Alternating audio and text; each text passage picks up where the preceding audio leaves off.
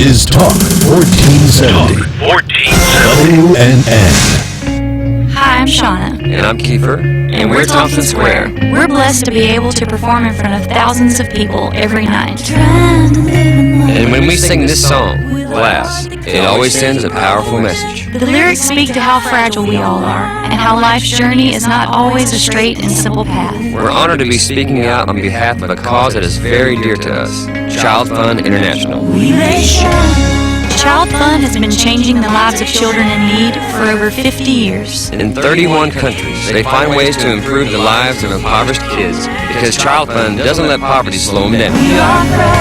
Their mission is to educate, to empower, and to help these children thrive at all the stages of their lives. And to become leaders of enduring change. This is what Child Fund is all about. Disrupting poverty, creating opportunities, and brighter futures. Learn how at childfund.org. That's childfund.org. The opinions expressed on the following sponsored program are strictly those of the host, guests, and callers, and not necessarily those of this station, its staff, management, or sponsors. Welcome to the CareGiver reality show with your hosts, David Levy and Paul Vadiato, who bring you more than a combined 25 years of practical experience, helping thousands of family caregivers, helping them find solutions to the challenges and frustrations presented by this important responsibility.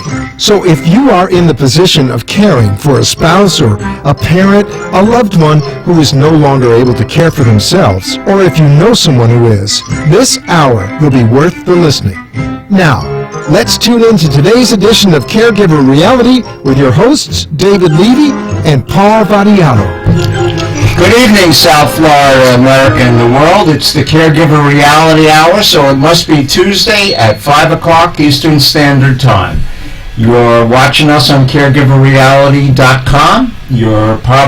Maybe you're watching us on WWNN1470am.com, listening on iHeartRadio, and also on am2.tv. So we're out there, and we're getting a lot of activity. Just before the show started, we were looking at some numbers, and men are clearly more of our audience these days than women, and so it defies the stereotype, but that's okay. And interestingly enough, this week we came back with a rather large spike from people listening in South America, especially Brazil and Argentina. We had a large international listening group from Arab Emirates, France, Italy, Spain. And so what it says to me is either they stumbled on us by accident or there's caregiving everywhere. And I think that out there in the big wide world, if we have 50 to 60 million, then internationally we're looking at a couple of 100 million and more, because a lot of people don't even know that they're caregivers. They just think they're good sons and daughters, spouses and friends.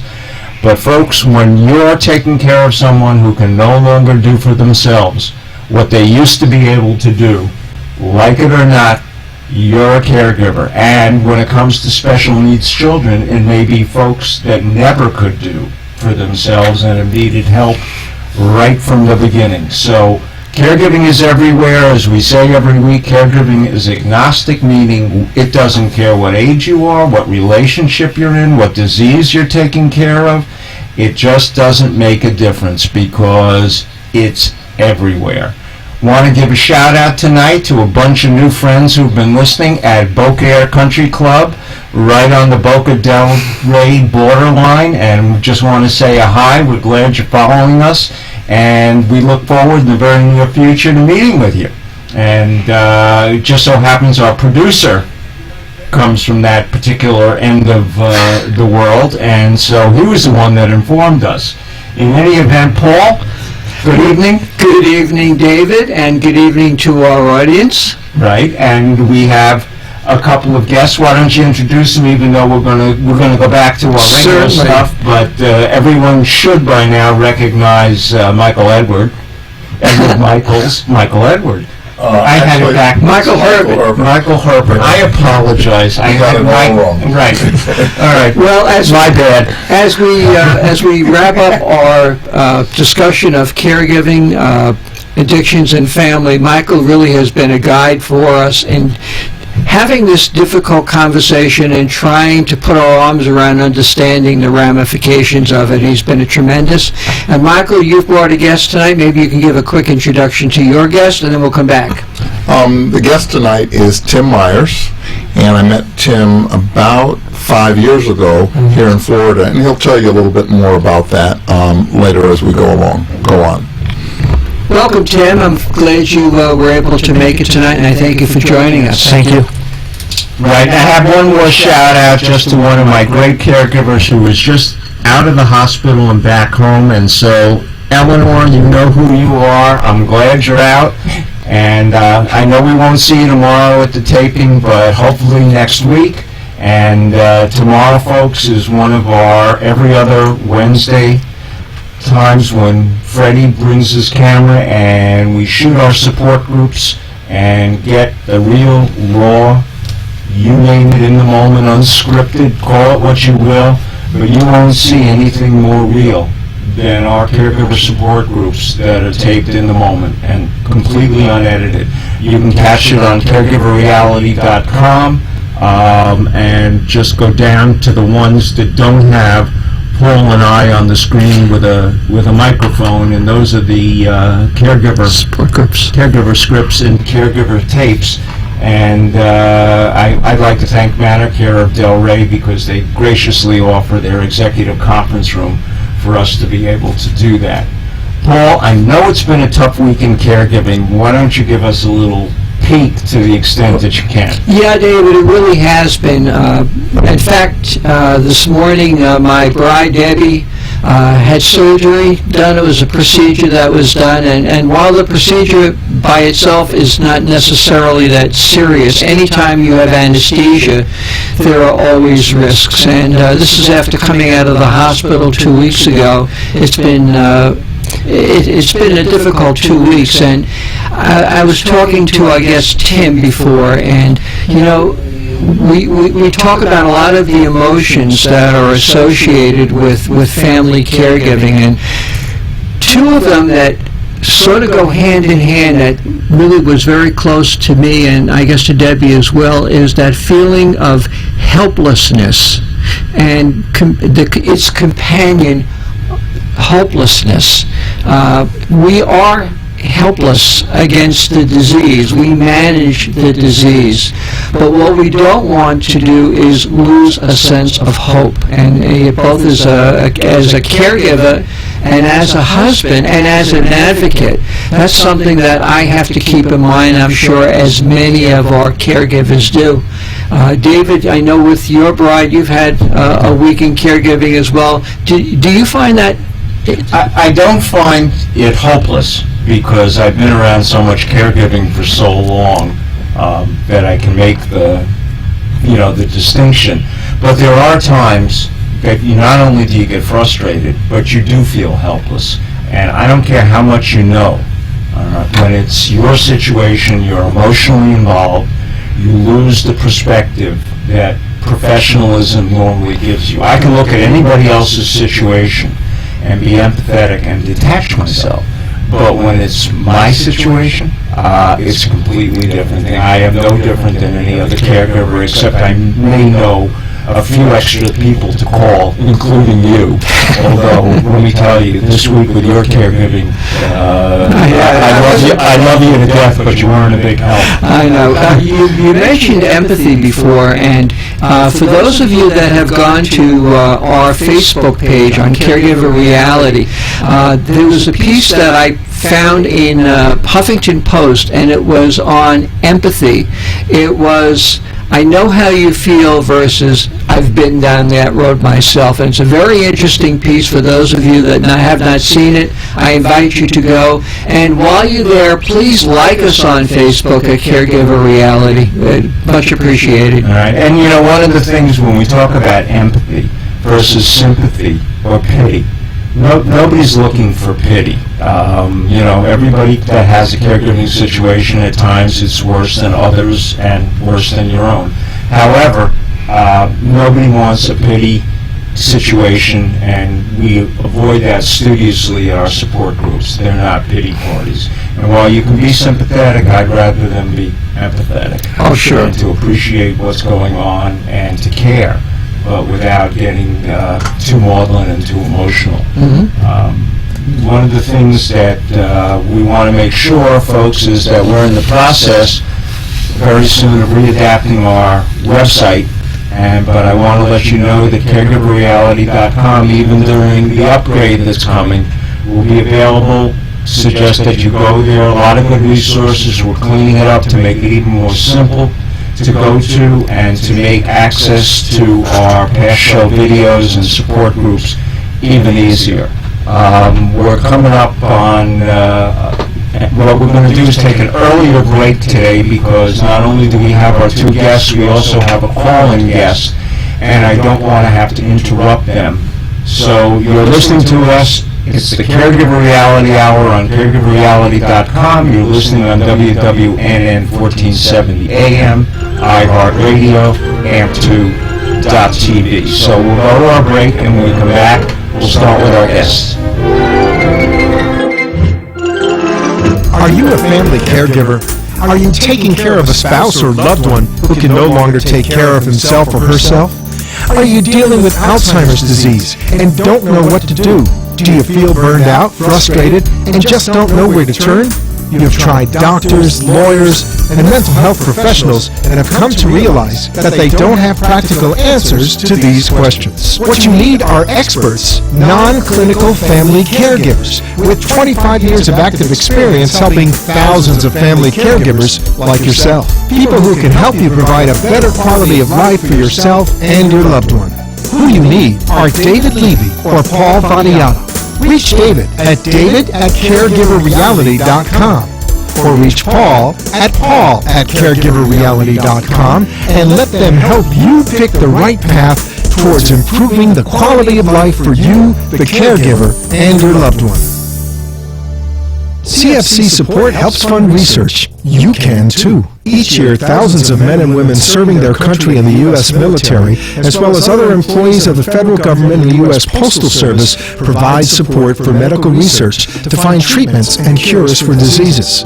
This is done through the Combined Federal Campaign, an annual workplace giving campaign that allows eligible individuals to support charities, such as those that conduct medical research, through a payroll deduction. Money donated this way to the medical research charities and its member organizations helps fund research to fight diseases from Alzheimer's to cancer, multiple sclerosis, blindness, breathing disorders, and much more. The diseases included afflict people of all ages, from the very young to the very old. You don't need to be a member of the military or a federal government employee to support research to help you or those you love that are suffering from an illness or a disease. Donations to our not-for-profit tax-exempt organizations are tax-deductible and provide a vital source of funding in the fight to defeat some of life's most dreaded diseases. Please visit the website of the Medical Research Charities, which can be found at medicalresearchcharities.org. That's all one word, medicalresearchcharities.org. On that website, you can learn more about our member charities and make a donation in support of the research they're conducting for a specific disease or family of diseases. You can make a donation to Medical Research Charities itself and support the work of all our member charities. Please visit our website today, medicalresearchcharities.org. Become a part of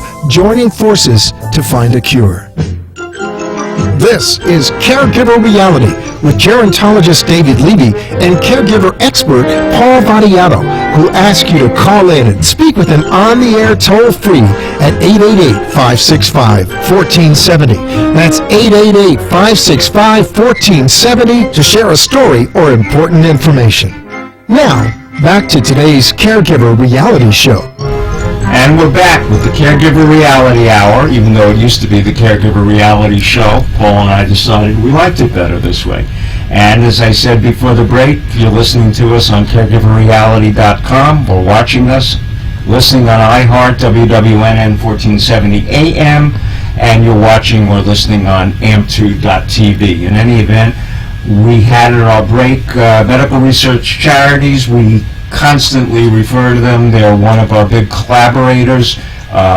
They do a wonderful job. They solicit the federal government and private individuals to contribute to research in a variety of diseases and illnesses that affect many of us, if not all of us. And tonight, because it happens to be that season, I'm giving a big shout out tonight to the Asthma and Allergy Foundation of America, AAFA, and you can find them on www.aafa.org if you want to understand and learn a little bit more. But they are the premier patient organization dedicated to improving the quality of life for people with asthma and allergies through education, advocacy, and research.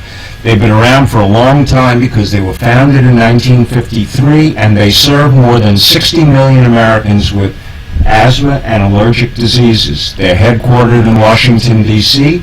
They have a full-time professional staff and a national network of chapters and educational support groups to provide community-based programs, raise funds for asthma care and research.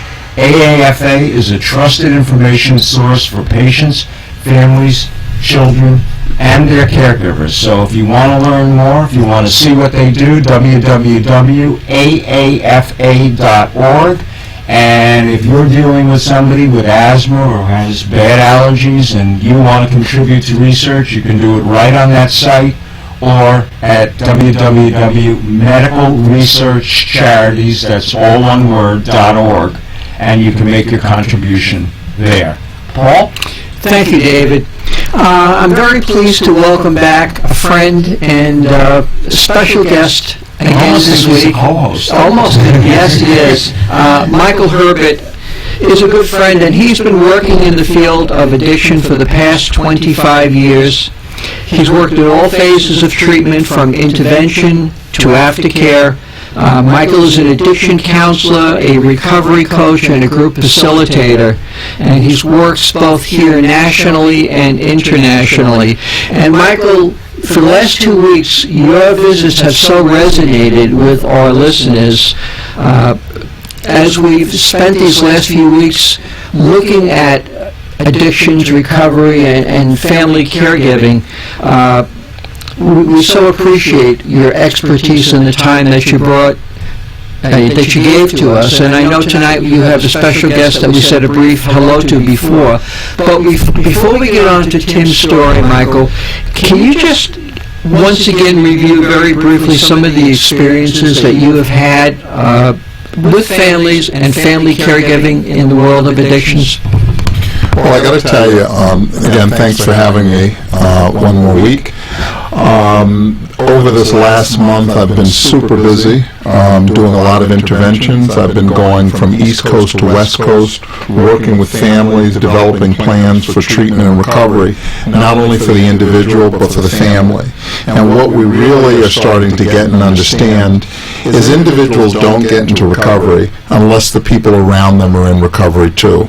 And it almost is as if those caregivers, if we could get them in recovery first, we'd ultimately get that addict or alcoholic the help that they need. It would force them into help if we got the caregivers the help that they needed. All right, so really what you're saying, just to clarify, it's not necessarily that the caregivers need the recovery because they're addicted, but unless we can get them signed on to the recovery process, well, and they become part of the solution rather than right. But I neutral. might use that term, they are addicted to the addict.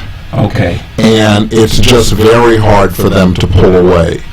And ideally, if the world were different and insurance were different, and some private places are different, if we could throw the whole family into treatment at once, they could all get help together. But I gotta tell you, it's the families that probably need the most help in the beginning. Okay. That makes good sense. I'd like to welcome you officially, Tim Myers, to our program, and thank you so much for coming on tonight to tell us your story. We greatly appreciate it. Michael, can you tell us how you first met Tim and how your relationship with him began, please?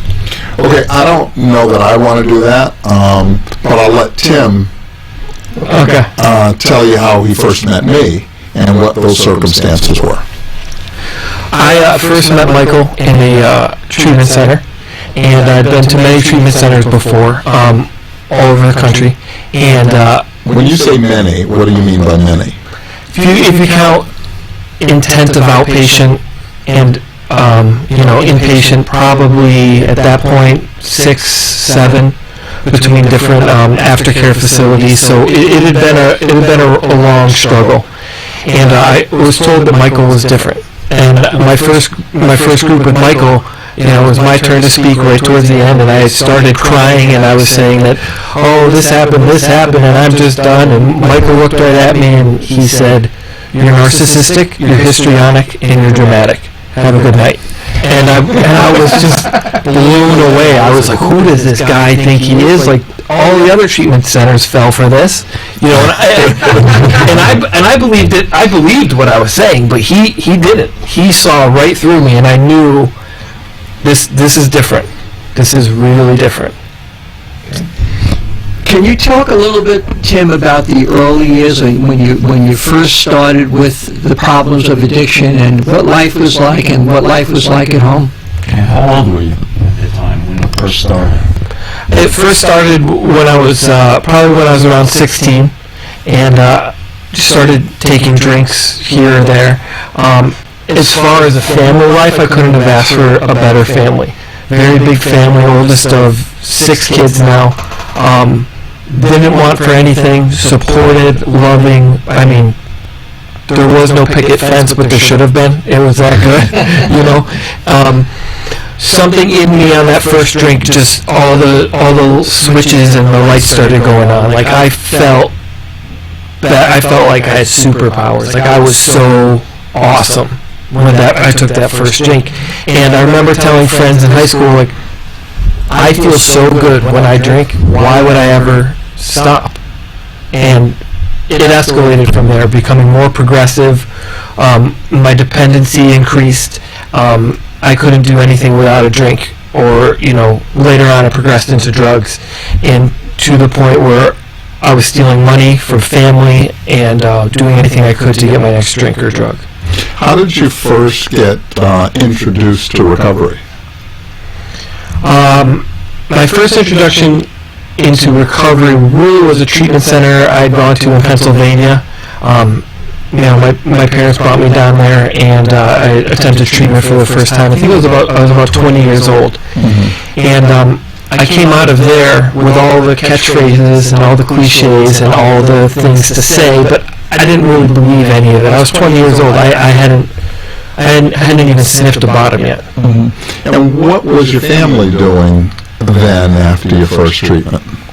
They were very supportive, getting me to meetings if I needed a ride to a meeting, making sure there was no alcohol in the house, the dad move, which I call it, like you sit down next to someone at dinner and my dad will move his beer from one side of the plate to the other, which is a wonderful term of respect. I just always think everyone does that with me. It's fine. I'm not going to jump into your beer, if I'm going to drink it somewhere far away from you, but things like that, and they were very supportive and nurturing. But did they understand that recovery was for the family, or was it just for you? I'm not sure.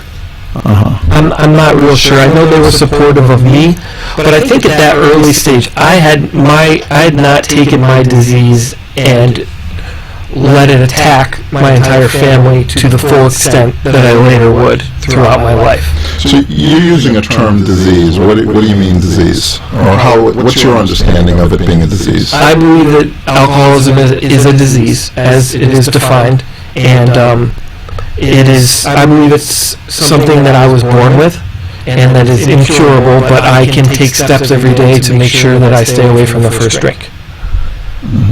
And that was, as you said, the first time you took a drink, your first sip, so to speak, put you in a different world. Yeah. And it made you that infallible or super person. Yeah, no, that you thought that the alcohol did for you. Yeah, I knew it. As soon as I took that first drink, I knew this was going to be a problem. Did you make it, you said, because it started at 16, were you able to finish high school? Yeah, I did. It was tough, but I finished it. Yeah, it just got by. Okay. Well, not just got by. I had like an 82 average, but I could have done a heck of a lot better. You know, a lot better. Yeah. Okay. So you went through several treatment programs. Why wasn't the first or the second one enough for you? I didn't get it. I didn't really want to be sober. I didn't understand it. I mean, the first treatment center, this guy came in and was like, going to concerts sober is so great. And I was like, this guy is an idiot. Like, there's no way that is true. And he asked everyone in the room, like, raise your hand if you think if you had enough money and the right girl and the right job, then you wouldn't have a problem. And I was the first one to raise my hand. I did not understand. I was like, absolutely. That's all that we need. And that's why it didn't work. I didn't understand how bad it was going to get. And I just wasn't ready. So when I first met you, you had completed treatment and you were able to get a year or so clean. How did you do that? Well, when you first met me, I was a lot of abstinence, a lot of white knuckling. I mean, I was the meanest guy. Like, they called me, down here, they called me Angry Tim. I was always angry. Like, people would crack their knuckles around me. For some reason, it made me really angry. I was always pointing out what's wrong with you, what's wrong with you. Like, I would do that in group. I was really, really good at figuring out what was wrong with other people. I was really good at it. And it was just a lot of anger and a lot of just white knuckling it. I would go to meetings once in a while and just kind of hang out, and I'd feel better. But I really was just heading towards a bad situation. And what was going on with your family that first year? The first year I met you? Yeah. Because that was the longest time you had sober. Well, I actually had, before I came down here, I had 3.5 years of just pure abstinence. And that wasn't any sort of recovery. I went to a meeting every single month, and I thought that was good. But it's not. Now I go, just about every day. That was in many ways a lot worse than I was actually using. Having no program, having no direction for my life, and the direction, the way that I got happy, the way that I dealt with my problems was I drank. So now I didn't have that, and I didn't have anything else. So I was just an angry person. Really, I was like a 24-year-old acting like he was 14 most of the time. So what was going on with my family? Yeah, when you had that year. My mom would use the word cautiously optimistic.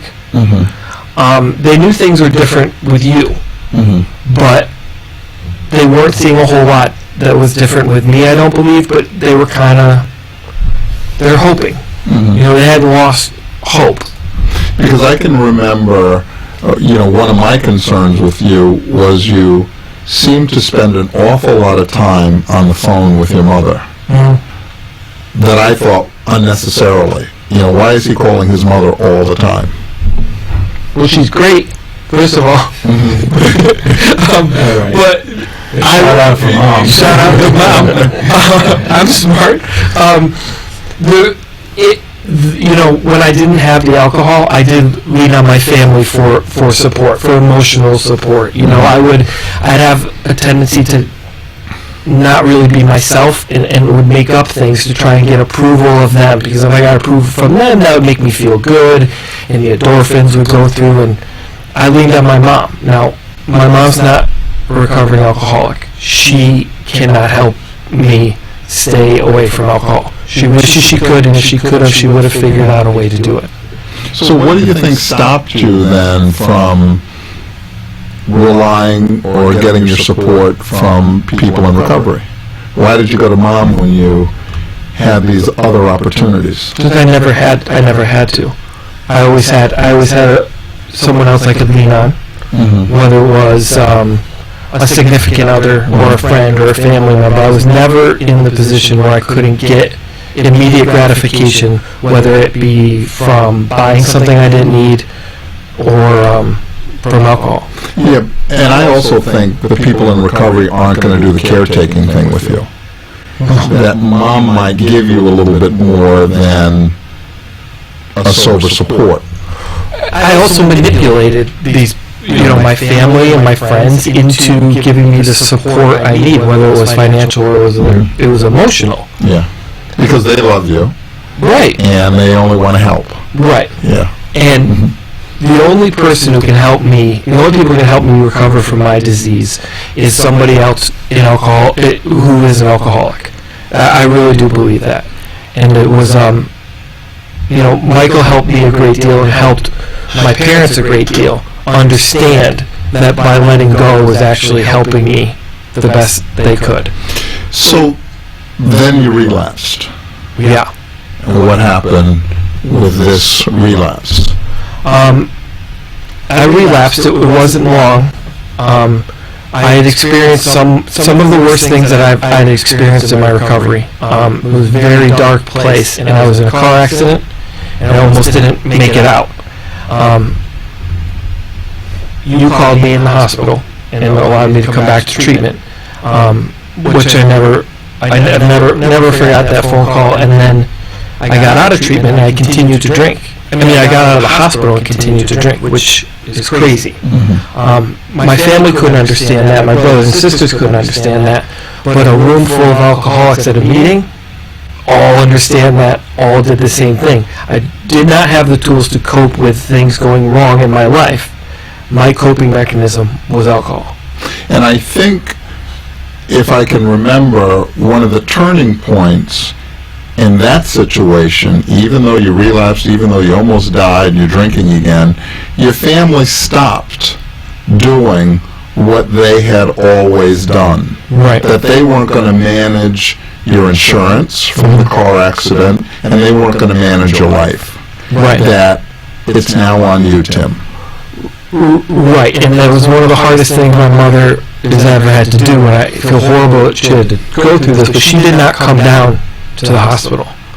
My dad had cleaned out every apartment. I'd go to relapse, go to treatment. He'd clean the apartment. I think he cleaned the stove. He'd get the oil change in the car, And this time when I was moving out of the apartment, one of the catalysts towards me getting sober was him standing outside that apartment while I cleaned it out myself, crying on the phone with my mom, knowing that he couldn't go in there and help his son.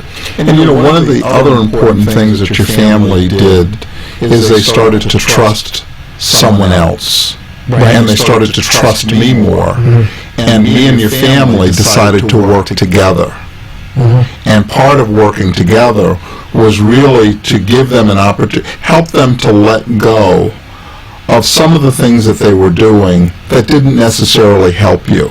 You didn't necessarily need them to do all that they had done in the past, that even though you were in bad shape, you were capable of managing this situation with some help from peers. You're a grown man now, and you need to now start to rely on a peer group versus mommy and daddy to take care of you. And the difference between me and somebody else is, like, I manipulated, cheated, and hurt these people. I do not deserve to be helped. You know what I mean? I've been given every opportunity, and here I am every time, being disrespectful towards that. And it got to the point where once Michael helped them move aside, I had nothing left to lean on except the alcoholics and that peer support group. Mm-hmm. And when I did that, I found success. It's like, I know I'm going to feel freaking great when I drink. And I found when I talked to another man in recovery and went to these meetings and built these relationships, I started to feel good. So I leaned on that. Michael, I think we have someone on the phone. Okay. And caller, are you there? Yes, I'm Tim's mom. Okay. And we have Tim's mom on the air, as luck would have it. Hi, Mom. Hey, buddy, how are you? Good. How are you? All right. Hi, Kim. Hi, Michael, how are you? I'm doing pretty good. Yourself? Great. Yeah. Have you been listening to us so far? Well, I'm a little technologically challenged, so it took me a while to, download apps, remember what my Apple ID number is, and all that kind of stuff was a little challenging, but I paid it through, so I have heard some of it, but not from the beginning. Well, you could have gone out to the car and just turned the radio on. No, I did that too, but I'm up in New York State, and I didn't. Okay, then we weren't local. So one of the things that, we'd kind of like to start with is I know we all make mistakes, and I don't really want to focus on that. What I'd like to focus on today is some of the things that you're doing differently in your own recovery, and what is your relationship like with your son now versus how it was 5 years ago, let's say?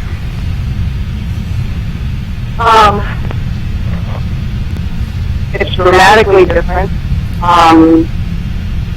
There's trust, there's fact, and what changed was actually I stopped believing him, because every time he would tell me something, there was part of me that was like, okay, well maybe that's the truth. It doesn't really make sense, but I want to believe it so bad. And then after the car accident, and actually when he first went to treatment with you, Michael, and he couldn't call us. I'm almost I feel guilty admitting this, but that was a relief, for him not to be able to call me 3 and 4 times a day, and tell me something that probably wasn't true or was overly exaggerated to make himself feel good, and it made me feel terrible. I knew as a mom how much he was struggling, how much I wanted to believe him that he was doing great, and all these people loved him, and he was, all the self-grandizing talk that he was doing. And so I think the turning point was when he was in that accident, and that Christmas is very important to us, and it's very important to all of us to be together, when I was like, no, under Michael's direction, if he doesn't have the money to come home, he can't come home. And we didn't do anything. We let him go, and after a decade long of going through this, I was back to square one. Very first professional who gave the analogy of, what do you do in a family when you have someone that is constantly rocking the boat and trying to tip your whole life over, and, how do you manage that? And he said, the answer is you go out of the boat. And I stopped and thought, there's no way I could ever throw one of my children out of the boat. And then it came to the point where I realized that either I had to do that and hope that he was going to save himself, or he wasn't going to save it either way. Wow. That's quite, I wouldn't call it a confession, but that's quite an interesting way of speaking of your revelation. And you're to be congratulated. That was a very, very difficult thing that you had to face and do. Kicking a child out of the nest or throwing them out of the boat to see if they can sink or swim. Cannot be easy. You have no idea. So what are you and Tim doing now? What's the relationship like now? And what's the relationship like with other family members and your son as you see it? I think we allowed him to lead. Like what does he need for his recovery? And he does what he needs, and we support that. And we've taken the focus off all of us. What do you need? What can we do to do what you need to do? And we'll be right here for example, and family gatherings or whatever. If if he needs to, go to a meeting and there's just not the fanfare. There's not the, well, we got to make dinner on it. We got to do this. We got to, because it's like Tim does what he does, and the family does what they need to do, and allow him to take the lead on his recovery instead of trying to pull him and trying to lead him, where we're just not qualified to do that, and it's not going to work anyway. Has any of your trust in your son, now that you're getting straight stories rather than, as you said, exaggerated stories, returned? Or are you afraid to put yourself in that position? It's been a very gradual. I think I did hear Tim say that I used the word cautiously optimistic. And, it got to be where, I wouldn't go all the way up that mountain. I would kind of hang back because I knew that there was always a possibility that I'm going to be falling off the edge. And so I learned, I guess, to kind of protect myself a little bit. But the trust, I can remember very specific things of feeling elated and shocked when he would say something, and I was like, okay, and I take that with a grain of salt, and then I find out from independent sources that it was 100% true, and I was like, whoa, this is great. It's good news. Kim, this is Paul, and again, thank you so much for joining us today. I have a question for you. Certainly, Tim was going through his trials and tribulations, as was the family, but besides the addiction, you were caregivers, as was siblings and your husband. Can you just give us a little bit of insight what it was like for the rest of the family and how they were able to cope and deal with the stresses on a day-to-day basis when things were not so good as they are today? Well, good news or bad news is for most of Tim's addiction, he wasn't living at home. It started when he was in high school, and I think the roughest part was on his an immediate youngest sibling, his sister, who had knowledge of what was going on and was put in a terrible position of what do I do? Who do I tell? Do I not? And then when he was in and out of treatments that were not, local, it was a little bit of out of sight, out of mind. So I know that I think it affected them on a day-to-day basis of seeing it daily, but it was troublesome. It was worrisome. They, never knowing when the phone was going to ring, never know, when I was going to be just so upset because something else had happened, or, his, not youngest anymore, but at the time, youngest, sister was just, she couldn't understand. She was like, why does he do this? Why doesn't he just try harder? And, so, that has been tough on all of them. If you were to ask her that same question today, now that she has been through as many things as the entire family has, do you think it's clearer to her why he couldn't just do it? Oh, she totally understands. She's a 17-year-old, 35-year-ld. Okay. Well, sometimes that can be very good. But she'll probably tell you all about the brain chemistry, and and she'll go into more detail than Jeff. So I think that it did open up dialogue even more. Although there's a lot of substance abuse in our extended family that I thought I always talked to our children extensively and openly about the risk. But that's not enough. Well, then I applaud your cautious optimism. I can understand with everything that you've been through, not to throw 100% of your emotional self in there, and it probably, Tim, would you say, will always be a constant proving it to mom situation? I absolutely, I don't think that. I think that was one of the main differences in in staying sober and having the life I have today is I wasn't trying to prove it to Mom.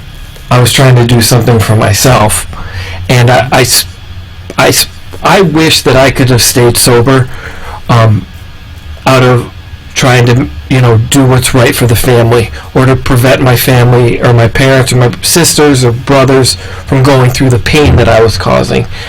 I tried recovery through that way, but it didn't work. But when I was supposed to get a ride to a meeting, and the person who was going to take me wouldn't give me a ride, and it was raining, and I had a bike, and I said, "You don't understand, it's raining." And he said, "You don't understand, you have a bike." And so I rode my bike to the meeting, and it was important that he teach me, you do whatever it takes to get to that meeting, because that's what's going to keep you sober. And I did ride my bike, and when I showed up there, it was the first time that I had done something in my recovery for myself. So, Interesting symbolism. Yeah. So what's different about your family, your mother, father, sisters, and brothers, since you've been in recovery, this real recovery this time? From my point of view, just about everything, and I don't necessarily believe that it has to do with me staying sober. I think it's that the decisions that they have made in their life for their own recovery, and a lot of the things that you help them with. But overall, as a family, it's never been better. These last over 3.5 years have been the three best of my life, and I have a relationship with my sister who's 30, who just got married, that I did not have a very good relationship with her growing up. And you know this. I remember. You remember this. You guys weren't talking. Yeah, I made amends to her, and I have a friendship with her like is nothing else. I have a friendship with my mother that's awesome, and with my father and my two brothers and my other two sisters, but I have adult friendships with these people. They're, I have people I rely on for support down here in my recovery, and I get the best of them and they get the best of me today, is how I see it. I guess we have another phone call, and if I could just say that the thing that is different about him now is Tim talks the talk as well as walks the walk, because he now, if he hears about somebody or somebody else recovered, it's not all about, and I did this and I did this and I told this person that. He's very cautious. He's very thoughtful, and he doesn't jump to, I can say, I know what's going on here and I'm the expert, and that's dramatically different.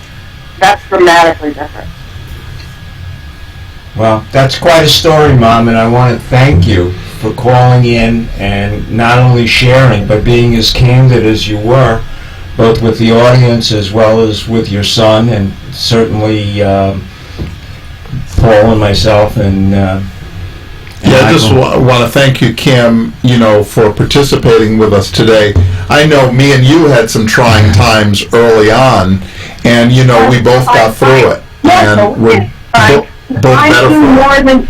I knew more than you, and you didn't. I took it a while for you to realize that I knew more than you. Well, good for you, and thank you very much. If we have another caller online, we'll take it now. Caller, are you there? I am. All right. I'm Megan Reyes, newly Megan Reyes, and I'm Timmy's oldest sister, well, youngest sister, but closest to him that my mom was referring to before. And I just wanted to call. I've been listening the whole time, except for the 5 minutes that I had to help my mother get on to hear you guys. So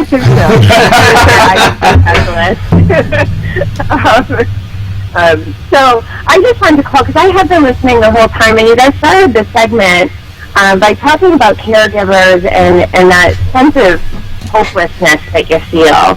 And I think definitely with people, family members who are recovering alcoholics or alcoholics and not, or drug addicts and not in recovery yet, you feel that same sense of hopelessness, whether, you know, you have a family member dying with cancer, or it's the same type of feeling that you can't help. And I felt it a lot with Timmy. But I think just now, and I'm going to keep this short and sweet, which is very hard for me now, just for the callers listening, Timmy, my mom, myself, our whole family has come a really long way. So you have to keep holding on to that hope. You talk about the helplessness, but you also talked about hope and how it has to be there, and you have to stay positive, even when you feel like you can't, because Timmy's living proof that it's possible, and his and my relationship is proof that it's possible. Wow. So that's all I have to say. Well, thank you for calling. Thank you for being technologically adept. And Timmy, do you have anything to say to your sister? No, thanks so much for calling, Pi. Thank you so much. I love you guys. Love you too. Thank you. Bye. Okay. Well, that was quite a call. Yeah. Tim, is there anything you'd like to say in closing to our audience? Yeah, just, you know, we were talking, is my recovery unusual? And we and I were talking before, and I don't think it is. When my final relapse, I had a bike with a flat tire and a suitcase, and all I did was I listened to my friends in recovery, and I did what they had to say. I worked Alcoholics Anonymous, and gradually my life started to get better. I didn't try to force things. I didn't try to manipulate or lie or cheat my way. And in under 3.5 years, I have a career, I have a car, I own my own condo, and I'm engaged to the greatest woman I've ever met. That's 3.5 years. That is not, that is not unique. And you got a dog. And I got a dog. and then I went away for a week, and I came home, and my fiance had a cat. Oh, so wow, condo, cat. But what I want everyone to know, this is not. I'm not bragging. What I'm saying is, this happens all the time, all over the country, all over the world. You do what other people say. You get sober. You act. You do what you have to do to be a good person, and these things come to you. These things happen. Good things happen to good people. And also recovery for recovering people becomes natural. It's just what I do, and I do it regularly. We repeat some of the same things, and it just becomes who we are. Yeah, I mean, I make mistakes, I think. And in one breath, it's a big deal, and in another breath, it's not a big deal. No. We're just living life. Exactly. And even from the caregiver perspective, caregivers slip. Caregivers have their issues. There's no perfection on either side of that equation. Everybody does the best they can, and you were the catalyst for improving your whole family's life.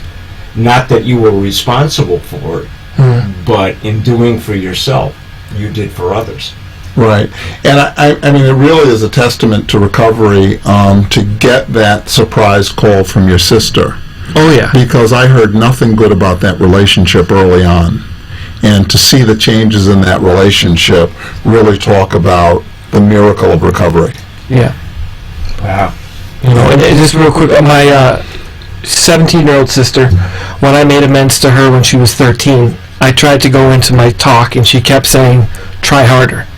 Try harder. And I kept, but this time, she said, try harder. I don't care, just try harder. And so that's kind of been for this time. Is I remember that 13-year-old girl being wise enough to say, try harder. Say that's wise beyond your years, and I think your mother was very accurate in saying, what is she now, 19? 17. 17, turning 35. She turns 35 next month. Tim, we're going to need to wrap it up. Our time is just about over. Michael, I just can't thank you enough for the facilitation that you've done tonight. And Tim, you've been amazing for being so open and honest with your story. I'm sure our listeners are very, very touched by what they've heard tonight and hopefully encouraged. Michael, before we sign off, again, can you let people know how to contact you and website, and any last words that you may have as we finish up the series that we've done on addiction recovery and family caregiving. Okay. I can be reached at www.recoveryguide.net or recoveryguide@gmail.com, and that's for real recovery. And real recovery starts at Recovery Guide. But I would like to say that it's just been amazing, Tim, watching you grow. I've seen you fall down and dust yourself off and get back up, and also witness how you've helped others. It's just been great. Well, thank you, and it all started with you. It really did. Well, I would You're say different. I would say that's a mutual admiration society at best, and I think it's wonderful. And I think the way your family chimed in to give us their perspective, and your sister to just tell you how much she supports you, is the truth of what you say. And I'm delighted that you put your life back together again, a day at a time. Best wishes with you and your significant other. Thank you. All right, and I hope the cat behaves. All right. Next week on Caregiver Reality Hour, we have another guest. They'll be calling in. And, the following month, we're going to be getting into special needs children and parents who are caregivers. And we've got some really interesting folks. One that's been the caregiver mother for a Down syndrome child who's now an adult and has contracted Alzheimer's, autism, and a few other illnesses from a parent and the child's perspective. And some of them are not children anymore, they are adults, and we will hear from them, and I think you will find that, as usual, you won't hear it anywhere else. What we have to tell you and the people we bring on, and I think tonight was a perfect example, tell it like it is, no holds barred, and if you want to know the real story, then it's caregiverreality.com, the Caregiver Reality Hour, and you're listening to us on WWNN 1470, iHeartRadio, WAMP2 TV, and I want to say to South Florida, America, the world, and some of our international listeners, not that that isn't part of the world, thank you so much for being a part of this hour, and we look forward to bringing you many, many more. Paul? Good night, everyone. Caregivers, take care of yourself and have a great week. And again, thank you to our guests for coming tonight. Thank you. Thank you. Thanks for joining us for this week's Caregiver Reality Show. Each week, David Levy, a gerontologist, and Paul Vadiato, a caregiver expert with a combined over 25 years of experience providing practical and realistic help to caregivers struggling to keep up with the needs of a loved one who are unable to care for himself or herself. To reach David Levy, email him at david@caregiverreality.com, or to reach Paul Vadiato, email paul@caregiverreality.com. And find out more online. Just go to caregiverreality.com. See you next week for another exciting show of Caregiver Reality.